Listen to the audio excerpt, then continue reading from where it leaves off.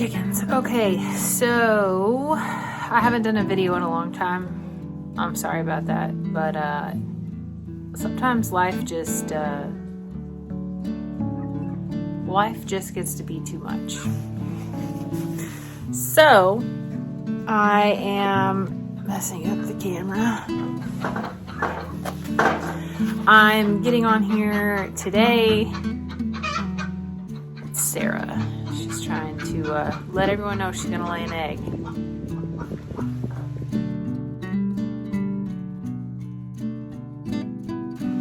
Okay, so here's kind of my life update since it's been a minute since I've been on. A week ago today, my mom was hosting a Christmas party for her friends at her house, and I was helping her set up, and we were about, I keep getting updates from my dad. We were about, I don't know, maybe 15, 20 minutes into the party when her neck kind of like decided it didn't want to move anymore. It seized up. It started hurting her really, really bad. Her neck all the way down to her back, and she couldn't like turn her head. She was very uncomfortable and in pain. She started to get a headache. She decided to go outside and sit in the cold air because she thought maybe it's like a panic attack, or maybe it's anxiety or something like that. So anyway, so she went out there with a couple of her friends, and I could tell immediately that something was wrong. Oh, the coffee. So my initial reaction was to get her in to the ER.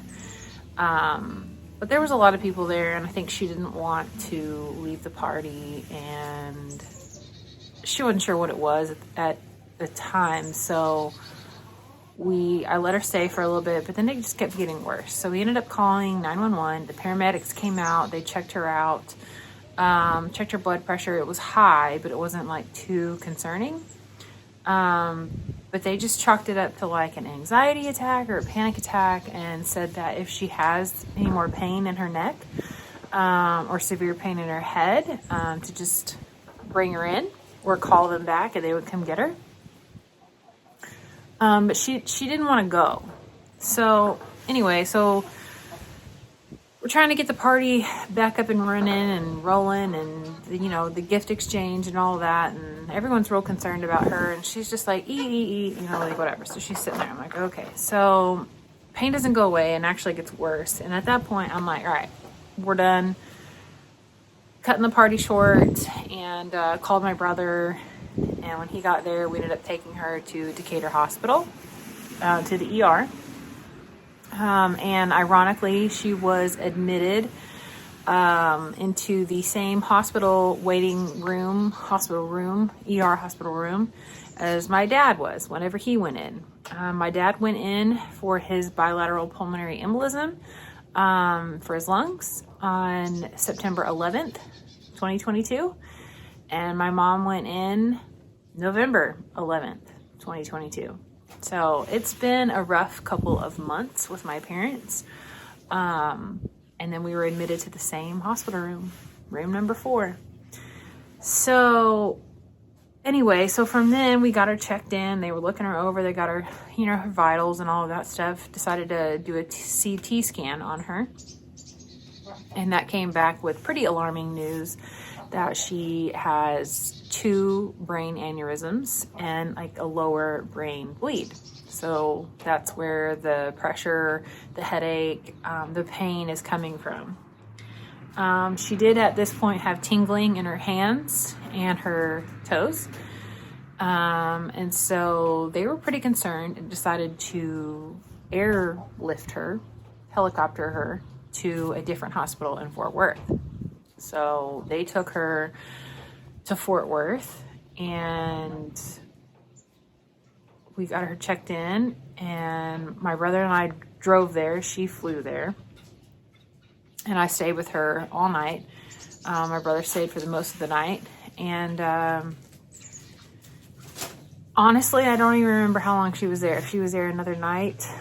I think what happened is I stayed the first night and didn't stay the second night, and that's whenever they actually transported her to Dallas. So they transported her from Fort Worth to Dallas. And all of the meanwhile, my dad is in New York, visiting his family, took a trip for himself to go just reconnect with his family. And 4 days into the trip, something like that, this is what happens. So he had to buy a ticket home. He was on the next flight out the next day. So that was Saturday.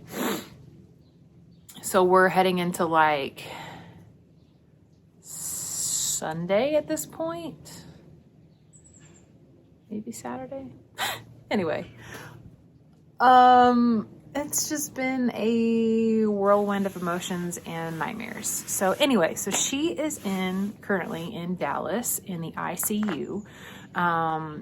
No visitors right now, and we're not even allowed to bring her like flowers or anything. They won't allow anything in the ICU. So she has an AVM, which is like your blood vessels. They're all tangled together, and apparently you can be born with that. I don't know much about it. I try to stay off of Google when stuff like this happens because I get stressed and it freaks me out, and I'd rather hear it from a doctor rather than trying to figure out what's happening. So it's an AVM. The bleeding has stopped. They did confirm that. So it's 2 aneurysms that are kind of a big deal because she has high blood pressure. So if her blood pressure shoots up, the aneurysms could burst, I think is what they said. And it could be potentially really, really bad. So they're just monitoring her blood pressure. They're keeping her on pain medication and just trying to keep her as comfortable as possible because she's not comfortable at all. She's very frustrated. She doesn't understand why this happened, what is happening, why is she still in the ICU. But it's a lot of monitoring and making sure that she is able to regulate her blood pressure and her pain level and try to get her stable. So, so today will be 1 week since we took her into the ER. 3 different hospitals later. Hopefully this is her last hospital and maybe she'll get to come home. I'm not real sure. So if you could just pray for my mom, pray for Rosalie, and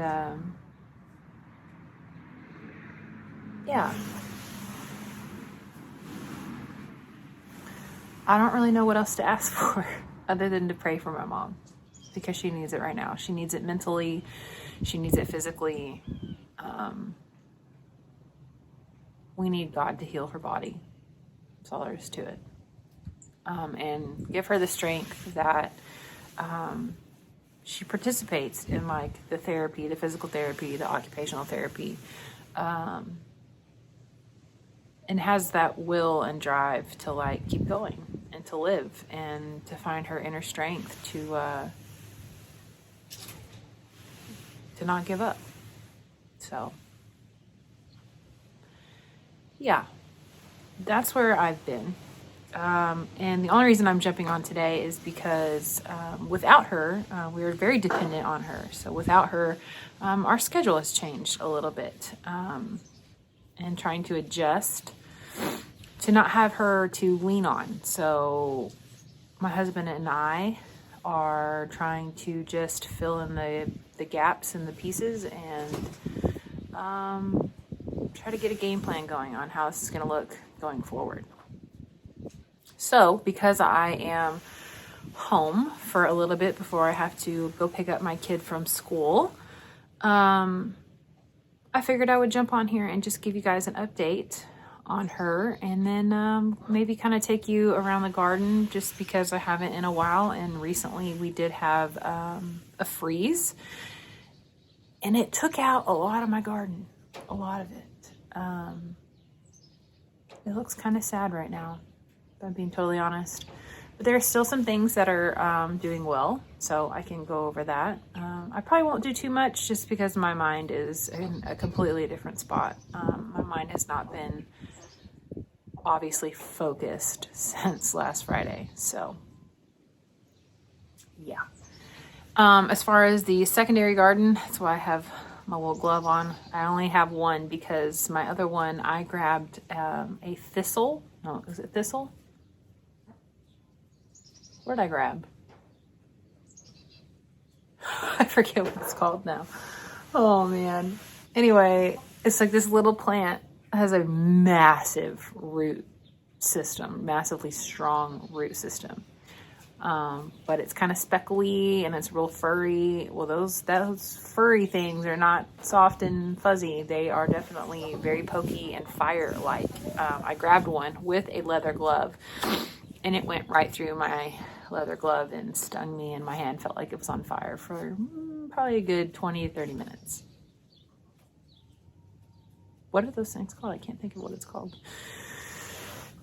Anyway, but I have my glove on because I am going to take the fence off of the secondary garden. I'm done with that one. I pulled as many black-eyed peas as I can. Everything else in there is pretty much gone.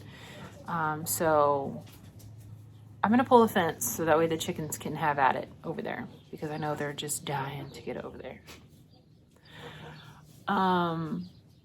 Speaking of chickens, because it is getting colder out and it's freezing, we have taken some like precautions, if you will, with our chickens, just in prepping their coop for the cold, adding more bedding, keeping it clean and dry, making sure that they have water and food, which is always, but especially on the inside, making sure that it stays dry, and they have some extra insulation to survive these cold nights. Even though I still have like 5 to 6 chickens that are still sleeping outside on the outside roost, which I think is hilarious. Bevo! Bevo! Bevo! Hi, Bevo. What is it, girl? She's looking at me like I'm crazy. Wow. Okay, so if this isn't a good look for me, I don't know what is. So let's go take the fence off of the secondary garden.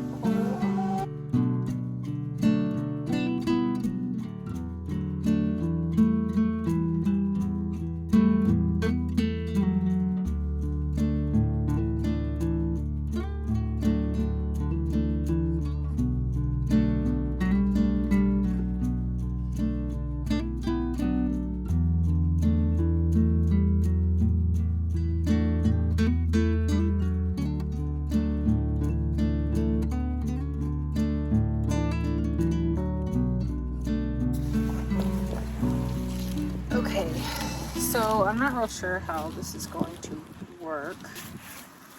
It's been a minute since we put it up, and I want to be able to save most of this netting for next year. So I think what I'm going to do,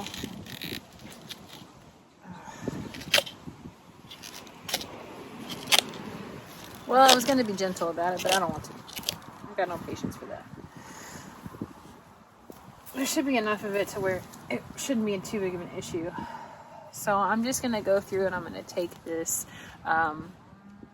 netting off, and then I'll try to rip out these T-posts, these little stakes. Might be a little bit of a challenge.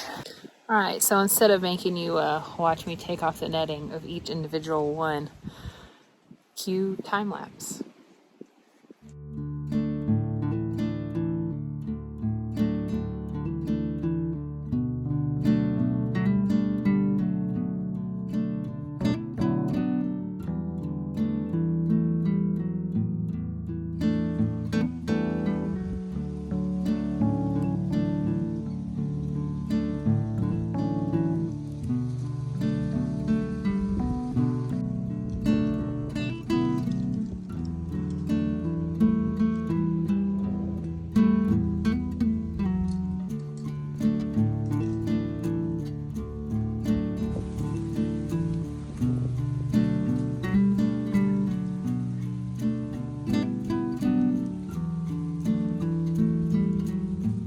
Okay. Oh, I got some deer tracks over here. Lots of deer tracks. So the deer will eat my garden too, which is fine. I'm done with it. The only thing that's like still going is the giant red mustard. And maybe some of the turnips. Some green beans on there though. They're all bad. They'll froze. Everything is mushy and yuck. So I'm gonna attempt to roll this back up, and I should be able to use it next year if I so choose or need to. Still can't remember the name of that plant. I don't think it's called a thistle. That's wrong. It should be called fire plant. So now I'm down a glove and it's freezing out here. Well, I say it's freezing. Okay, I don't know how cold it is. I think it was like 36. It's trying to roll away on me. Okay, so at this point, I'm just trying to find anything I can do to keep my mind off the situation. So it's nice to have the garden, even though it's freezing out here, and I'd much rather be cozied up in the hospital with my mom. But my dad's there, and he's taking care of things. So yeah, so I have the garden to keep me distracted and still be able to find some sort of joy, right? I don't know. Okay, I'm gonna roll this fabric up.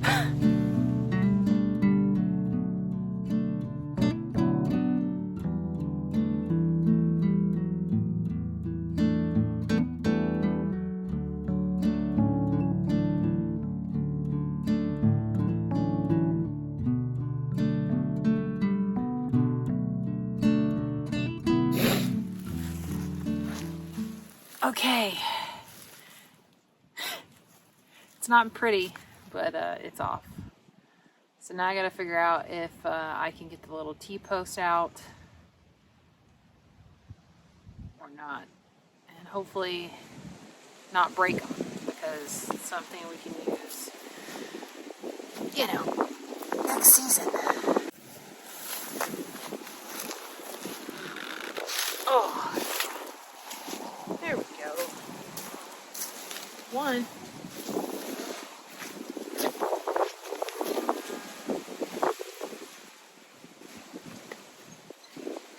Well, I thought it was going to be hard.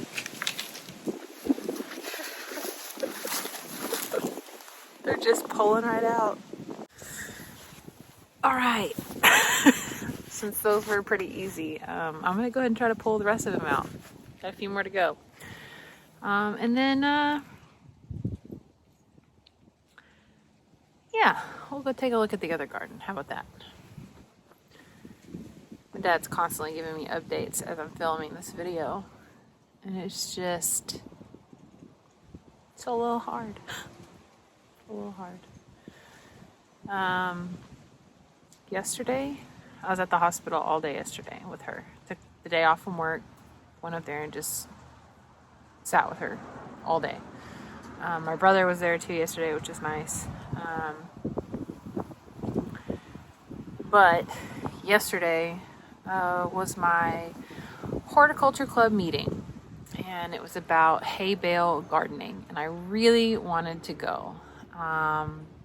And actually, I had told my mom about it because she attempted to do the hay bale gardening and didn't have very good success with it. So she actually was going to go with me to this horticulture club meeting to try to learn more about hay bale gardening, and we weren't able to go. So it's little things like that that definitely bring me back to reality and remind me that life is short and that we're not guaranteed tomorrow, and to value what I have in front of me. So as much as I wanted to go to the horticulture meeting with my mom, I'm still thankful that she's alive and able to talk to me. So I guess I'll take what I can get at this point. So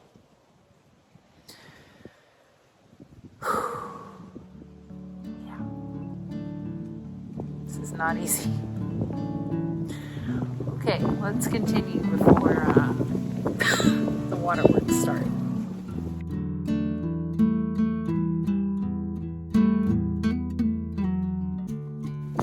All right, got them all pulled out.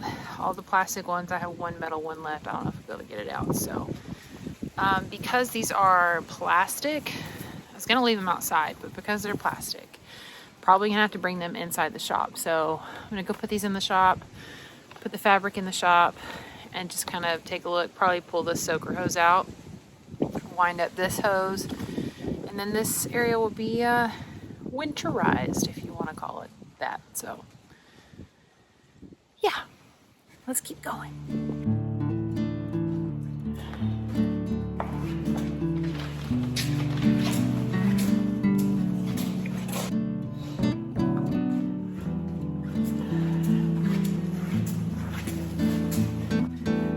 Okay, so I'm running a little short on time. I gotta go pick up my kid from school. Probably won't be able to show you the other garden today. I'll have to get on a different day and show you that. Just picture like how pretty it was, and then picture it like dark green and mushy, or like brown and dead and mushy. I don't know. It's not great. So before I'm late picking up my kid, I'm gonna go. But I want to say, thank you for hanging out with me, for watching Grow Brandon Farm. I know my videos have kind of taken a little bit of a turn lately, and that's due to a lot of reasons. Family, the weather. It's kind of hard to garden in the winter if you don't have like a high tunnel or something like that. Here in Texas, it's kind of foreshadowing that it's going to be a pretty cold winter. So we're talking like it's already November, like, what is the day's date? Okay, well, it's like November, I don't know, 18th or something like that. 17th. Anyway, so, and it's already like freezing outside. So I would assume that it's not going to get any better in January and February. So gardening is going to be kind of slim. I will say, since it has been really cold at night, we have decided to move our worms from the front porch inside to the garage. They are all still alive. They're doing great. We actually need to harvest those, so probably on the next warm day, hopefully on a weekend, my husband and I can harvest everything and get like our good compost going, and our worm castings, and see what we can come up with. So yeah, we got a few things on the horizon, not much, but that's all I have for you today. Keep my mom in your thoughts, and our family in your thoughts and your prayers. Pray that she is able to heal and to recoup and get better. And yeah, pray that my dad stays strong and our family stays strong, and we're all there to support each other, and that the tension level lowers a little bit, because it gets a little tense when you have these kind of situations. So thank you for hanging out with me here on Grow Brandon Farm. So like, comment, subscribe, pray for my mom. That's all I can ask. So okay, I hope you guys have a wonderful day, and we'll see you on the next video.